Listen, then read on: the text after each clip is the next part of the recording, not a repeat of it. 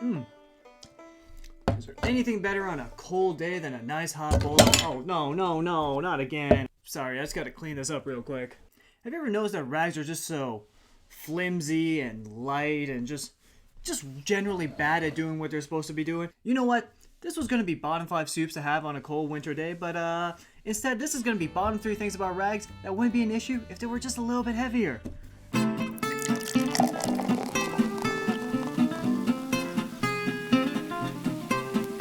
Alright, finally, I should do it.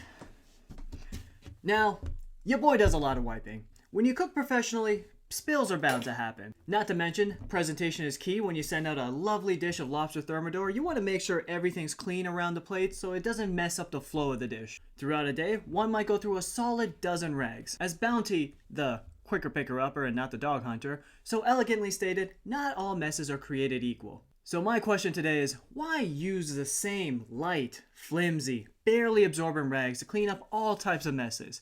A gazpacho spill on the counter is not the same as getting motor oil on the baby carriage. This, I think we can all agree on. Which is why I am here today to break down the bottom 3 things about normal poo-poo ass rags that would not be an issue if they were just a little bit heavier. So let's start with what we're all thinking, which is number 3, F equals M times A. I don't need to explain to you that this is the formula for force, which is mass times acceleration. What does this have to do with wiping risotto off the floor? Well, the thing is, you don't just throw a towel onto a mess and voila, clean. No, you gotta put some effort into it, aka force. The lighter the rag you're using, the faster you're gonna have to go. Or you'll go slower and it will take twice, 3, 4 times as long. Not a great direction to go in because most people don't want to spend all day wiping. I'd argue most people don't spend enough time wiping as it is. But if that rag had more weight behind it, then ooh baby, I think we cracked the code. That's the M. You increase the mass and then in one fell swoop, that mess is gone. The force has been multiplied by whatever factor you can dream or imagine. A rag 10 times the weight of that soggy fabric that you're using now will not only soak up any spilled milk, it will soak up the entire carton. How's that for results? Speaking of results, number 2, the untapped world of macro fibers. All this talk of microfiber this, microfiber that, where's the love for my macro fibers? Anyone ever stopped and asked why we keep making these fibers smaller and smaller? Is it because the smaller fibers create more surface area to increase absorbency across the same amount of space, allowing more dirt and debris to catch and be contained? Seems unlikely. Instead, I posit the theory is actually big fiber making smaller fibers, so the industrial complex has to buy more fibers that we can all pay with every fiber of our being. Now that sounds more likely and reasonable. Why are we forced into paying for thousands of tiny fibers when we can have a couple more efficient ones? That way we don't have to worry about little rag bits getting everywhere that you have to wipe up with a different rag. But I guess that's just the machine at work, eh? Speaking of the machine at work, number 1, hand feel. This right here is the technical term for how something feels in your hand. Similar to mouth feel, which is how something feels in your mouth.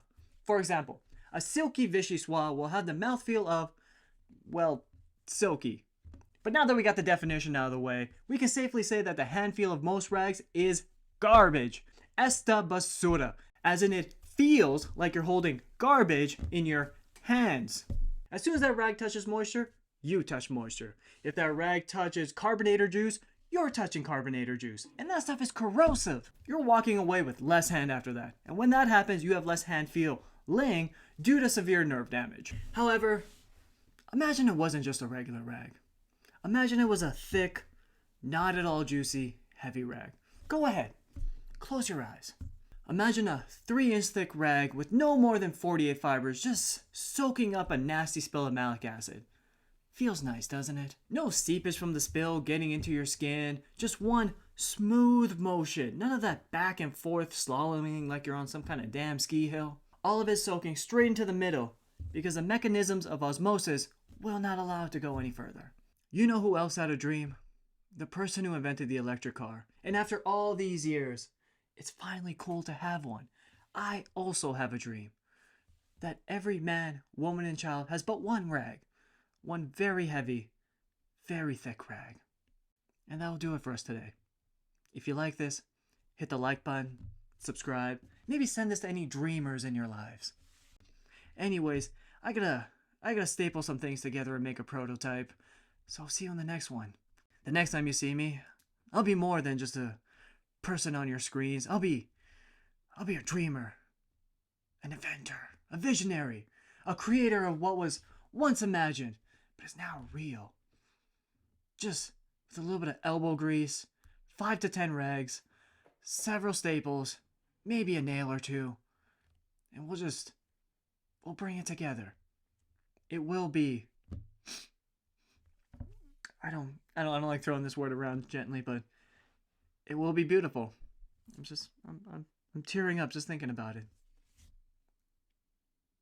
See you all next time.